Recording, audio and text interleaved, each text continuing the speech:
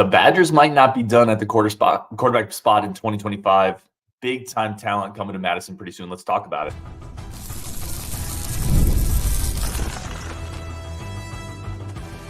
You are Locked On Badgers, your daily podcast on the Wisconsin Badgers. Part of the Locked On Podcast Network, your team every day.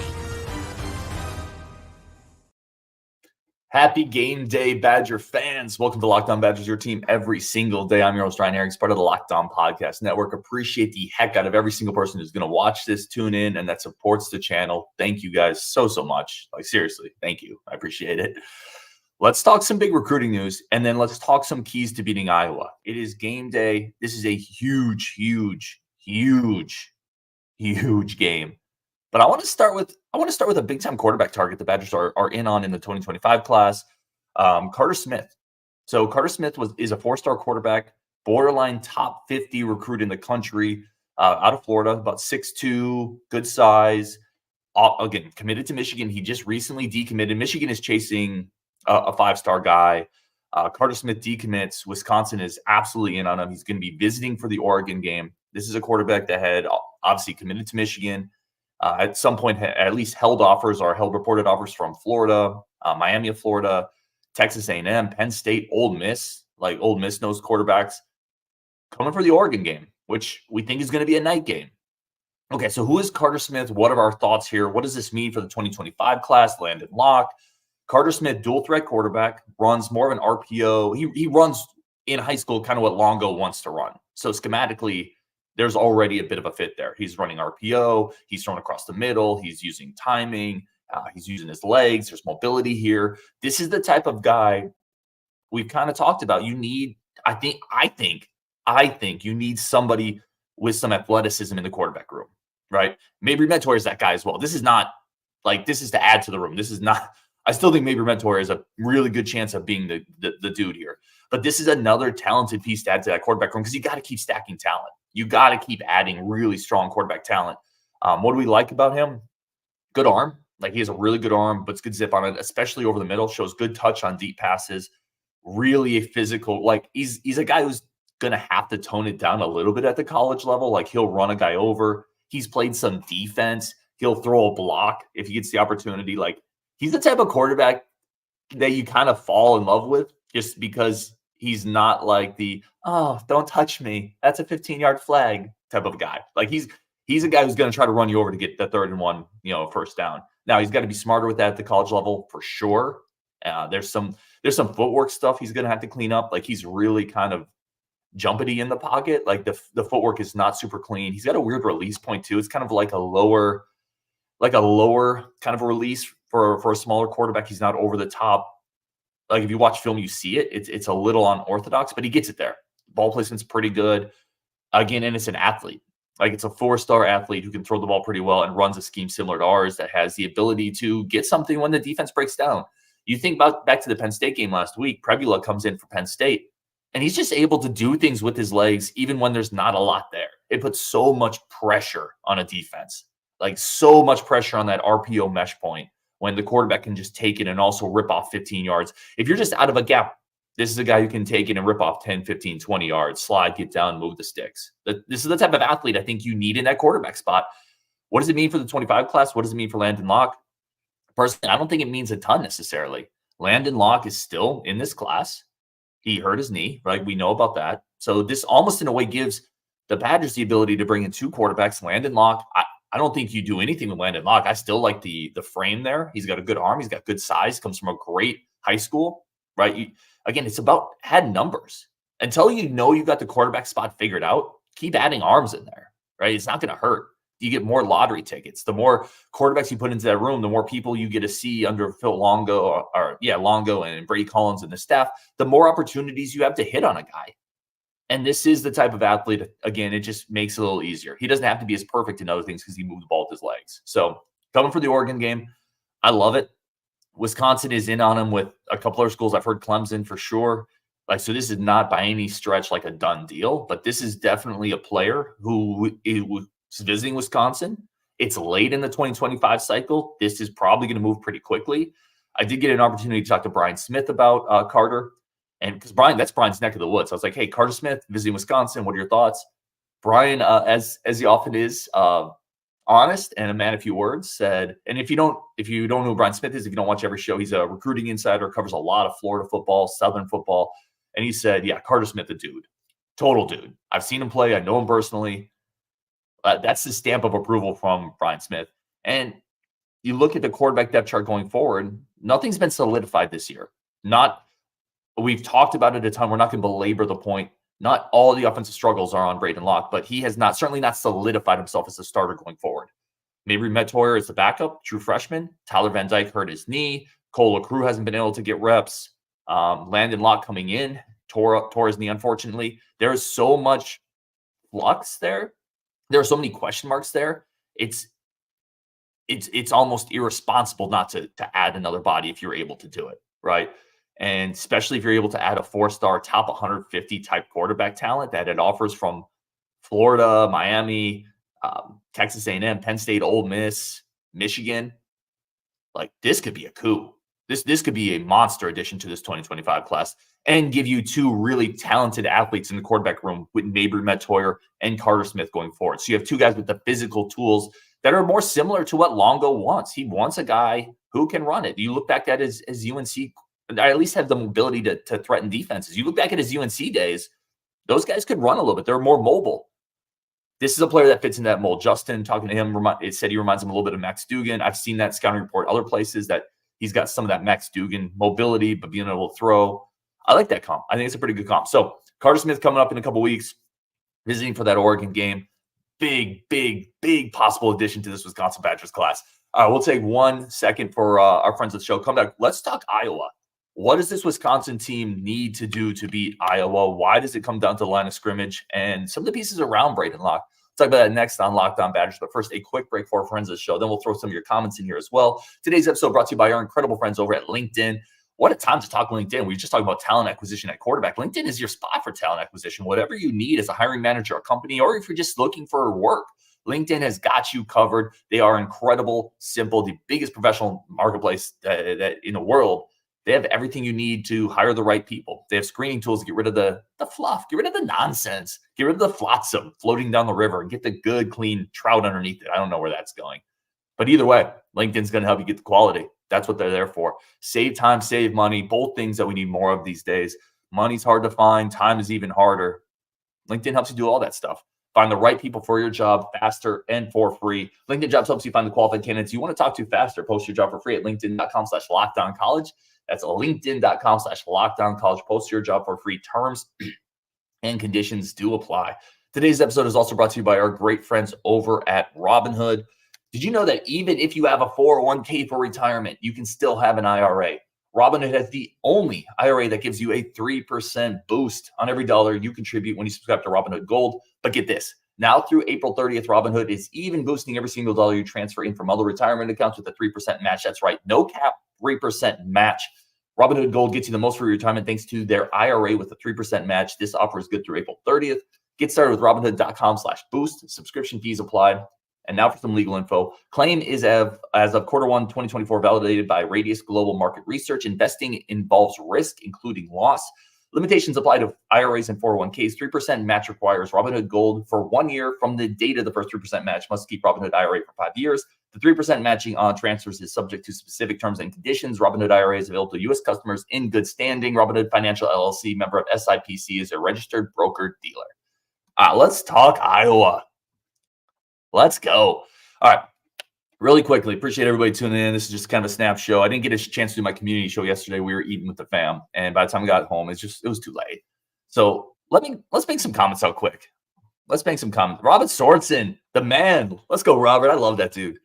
Beat Iowa, yes sir. Smo, another great dude, man. On Wisconsin. Rick Clayton Smith is coming to the Oregon game. Yep.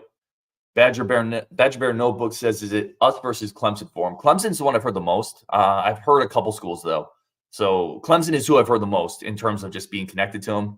I don't think this is a Badger layup by any stretch. I know Clemson's right there. And here's the other thing, too. When quarterbacks decommit, when guys like this decommit, other schools will start kicking the tires, too. The quicker it happens, the better. Because it looks like the Badgers, and I don't have any inside intel on this one. Like, I'm not going to blow smoke and say I knew something. I didn't. I think there was some inkling that the Badgers got in early here, though. So the earlier this gets done, the better. Chad DeGrush says huge commitment at the quarterback spot must get. It'd be enormous, absolutely enormous.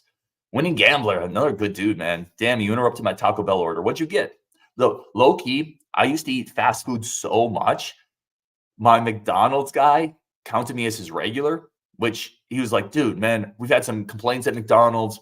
I'm having all my regulars fill out surveys. I'm like, bro, I can't be a regular at a drive-in. Like, this is a disaster. He's like, no, Ryan, man, you're my guy. We've been talking for years. I'm like, oh my gosh, I can't be this guy, man. So I had to cut back a little bit. Ryan Hepting says all that matters is if the kid can run. RPO plays with Locke are painful. Sorry, I had to take a quick drink. Yeah. You need athleticism there. You just do. Modern, unless you've got a 6'5" guy with just a rifled arm, or you have an absolute genius back there, like Peyton Manning, Tom Brady, just dissecting stuff. Like, you need to be able to move. You need to be able to move.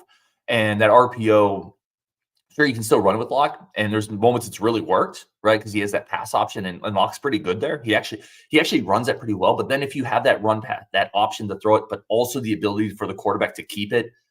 And we saw it against Penn State. Like, it tore us apart. It tore us apart. Just having to key on the quarterback at that mesh point. You need it. I really firmly believe, and this is no knock to anybody who's maybe not the most mobile quarterback. It's not what I'm saying. I just think you need that mobility at that spot. All right, really quickly, let me bang on three things that I think are the keys to Iowa, and then I want to hit the rest of these comments as well, because y'all are amazing as always. Oh, really quick, one more note on Carter Smith, high school pitcher, clocked 91 on the arm, 91 mile an hour fastball for Carter Smith. First of all, I love multi-sport athletes, absolutely love them. I think it translates better. I think multi-sport athletes are more competitive. I don't think they're as burned out on one sport. I think they're better in terms of just the mental intangibles, because they had to work with different coaches, different people, different situations. They're more adaptable, more versatile. Absolutely friggin' love multi-sport athletes. And if you got a quarterback you're recruiting that throws 91 from the mound, yeah, translates. I love it. All right, so keys to beating Iowa. Line of scrimmage. You can't win the line of scrimmage. I don't think you can against Iowa. I don't think this Wisconsin team can win the line of scrimmage. Iowa's got the best rushing attack or the best running back in the Big Ten by a margin. He leads Johnson basically leads every Big Ten statistical running category that matters. I don't think you're going to win that battle. You got to stalemate. You got to not lose the line of scrimmage battle. And I'm not sure completely what that means, but that does mean Johnson's not averaging 7+ yards per carry, which is what he's done on the year. It means Johnson's not ripping off 60, 70-yard touchdown runs, which is what he's done all year. You have to stalemate. You have to hold par. You have to hold the line. And yeah, he's going to rip some off, but you cannot consistently be behind the chains on offense because you can't run the ball, and then be behind the chains on defense because Johnson's ripping off 6, 7, 8 per pop. If you do that, Sullivan's going to be like, you're going to get beat. Period. It's simple. It's easy to like, this is not a complicated thing we have to do here in terms of talking about it. This is obvious. Sometimes we make this stuff too difficult, like analytically, because we try to sound smart and be like, oh, well, this matchup's really important. Not like, you just got to stop the run and be able to run the ball a little bit in this game, period. Number 2, turnover battle. Iowa's second in the Big Ten in turnover margin. Wisconsin is 14th. This has been an issue for a couple years for Wisconsin. Defensively, they're still lacking in some explosive defenders, because explosive defenders help cause turnovers, right? DBs with long arms that can run 4.4 help tip passes that lead to picks. Monster defensive ends that can beat the offensive tackle in 1.5 seconds and hit the quarterback, cause fumbles. Wisconsin's lacking in a few of those spots, which is why they don't force as many turnovers as they used to. But offensively, you got to take care of the ball. So you can't lose the turnover battle tonight. You lose the turnover battle tonight, you lose the game. 100%. I think you got to win it, quite frankly, to win this game. And it doesn't have to be dramatic. You don't got to force 3, but you got to be +1, I think, tonight to win this game. If you lose the turnover battle, which Wisconsin has consistently done the last couple of years in big games, you're not winning. You're not going to Kinnick, losing the turnover battle and beating this team. You're not. And it's not that Iowa's a freight train, but they're good. They can run the ball. And if you give them short fields, you turn the ball over, they'll take advantage of it. This is an Iowa team that will take advantage of that. And B, you're just not going to beat them. My third key, man, is the receivers got to step up. We talk a lot about Locke, and maybe sometimes people tell me I talk too much about Locke, and maybe that's true. I'm going to talk about the receivers. Got to catch the ball.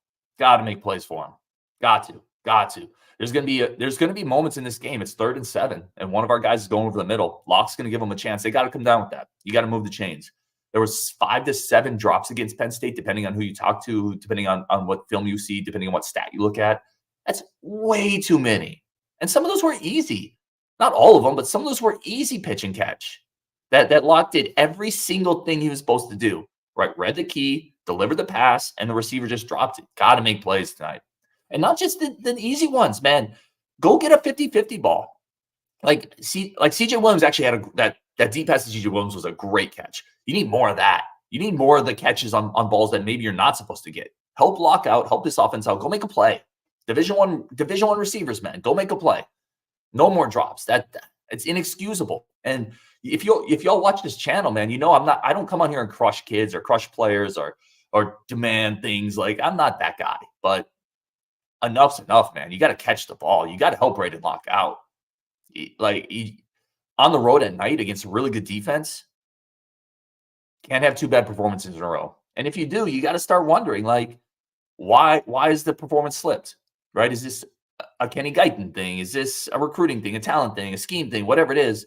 You have to play better receiver. So those are my 3 keys for that one. I still have Iowa winning this game. I don't think it's a great matchup for us. I don't love the setup. I don't love coming off Penn State. If we had beaten Penn State, I think it's maybe a little different. I don't love this setup. I have Iowa winning a close game, sadly. Would love to be wrong. Please tell me I'm going to be wrong. I just don't really see it. Let's see. Let's keep going here. Oh, Smo says Smith is a lock. Or is a lock to be better than Locke? I don't know. Is that a recruiting lock or a lock to be better than Locke? Let's see. Alan Sanders says, hard to keep adding arms. QBs might just say, looking at somebody else, and I won't sign with you. It's hard to keep lots of quarterbacks on the roster, transfer portal. No, I agree. 100%. But you have to keep I also believe you have to keep adding arms until you find the answer. And some of this is cream rises to the top, right? Some of this is going to be natural selection, Darwinism at the quarterback spot, right? You bring in more guys, and if they get beat out by somebody you brought in, they're going to leave.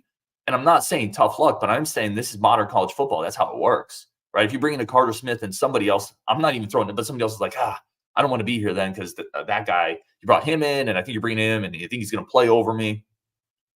All right. That's how you solve the quarterback spot. You keep bringing in arms until you find the guy. I don't think there's another solution. Now, that doesn't mean all portal stuff. Like, I think you got to find the guy in high school and you develop him and keep him. But either way, portal, high school, transfer, French Foreign Legion, if you can find a guy with an arm that has eligibility, you got to find a guy. T-Temp, when Locke can't run RPO, why would anyone put him in that position? The jury's still out on Locke for me. He has not been put in the best position to succeed by all accounts. I agree he hasn't been put in the best position to succeed. He hasn't had a ton of help on the outside. He's played hard teams. The problem is that RPO action is part of this offense. So I don't think you can just carve out that slice of the playbook. And he can still run it. Like there's still RPO action that's based on, I'm going to hand the ball off or throw the ball. And we've hit some of those. We've hit some of those to Pauling. We've hit some of those deep shots down the sideline off that RPO action. So that element is there for Locke, and he's pretty good at it. But that it's still missing the ability of a quarterback to really hurt a defense. And that changes the keys of the defense. Like if they have to key on that guy and fear him, it affects everything. It affects that backside defensive end edge player, right? How hard he can crash down. It affects the safety coming into the box, whether he can take that slant away or if he has to key on the quarterback.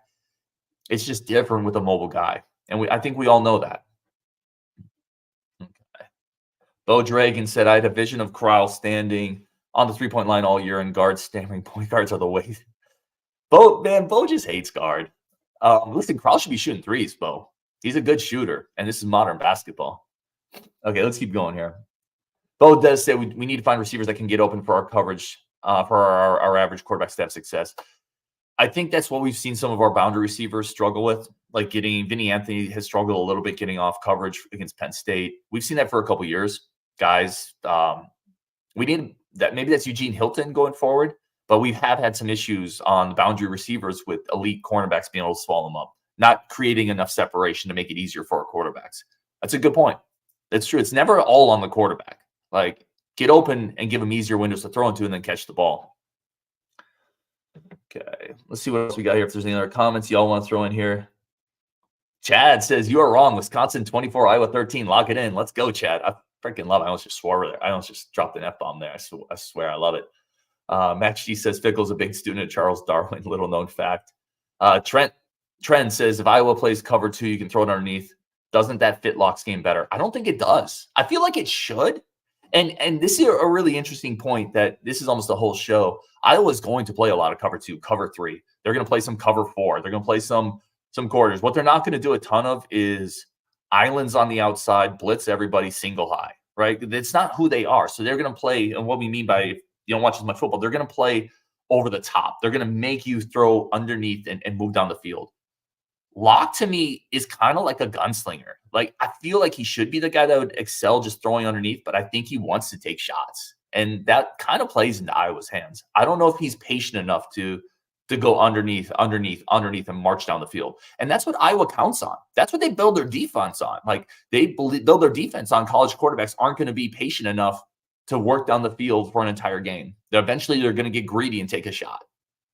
I think it should work for Locke, but I think he's got a little too much gunslinger in him. Okay, let's keep going here. Let's see if there's any other comments. Bunch more comments. I shouldn't say if there's any more. There's a bunch more. I'm just trying to get a couple more in that are different. Matt She says we need at least one Vinny bomb to win. You got to hit something. I don't know if it's a Vinny bomb. Maybe it's a big play off a jet sweep where you catch them and you out leverage them, or it's a big play action where you go back across the field. Maybe Tywee breaks one, but that's hard because Tywee's not really a burner. Maybe it's Dupree. I do think you need to break something. Bo Dragon says Iowa's using their 8th string quarterback today. How can you lose that? I mean, Sullivan started last year at Northwestern. I don't know. Sullivan started last year at Northwestern. I don't think it's that dire. Okay, let's wrap this guy up, guys. Brett McDonald says Penn State was the choice before Michigan got involved for his dad. That's on the Smith recruitment, Carter Smith. Yeah, Penn State's another one I've heard. Now, Penn State is a little more set at quarterback, and maybe that depth chart plays a factor. But like I said, this is not a layup. The Carter Smith recruitment is by no means a layup for Wisconsin. But you got to get guys like that. One more point, and this will go back to what Bo said about Iowa's quarterback depth chart. And I know he was being a little facetious, but Iowa's got like nobody else healthy. It's like Brendan Sullivan and nobody else. Brendan Sullivan's a runner.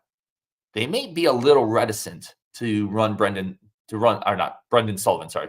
They may be a little reticent to run Sullivan a lot in this game because they don't have anybody else. Like, everybody else on that roster is dinged up. So it could be something that plays into this. I know they're down a couple tight ends as well, which is only going to help the Badgers kind of control that line of scrimmage.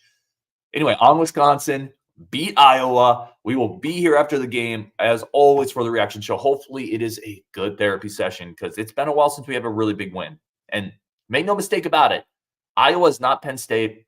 They're not Oregon. They're not Alabama. You win in Kinnick, and it friggin' matters. It's a big win if they can get it. Let's get it. On Wisconsin, and I will talk to all of you later. Bo Dragon's got Wisconsin 17, Iowa 14. Let's go, Bo. A rare ray of sunshine from the man himself.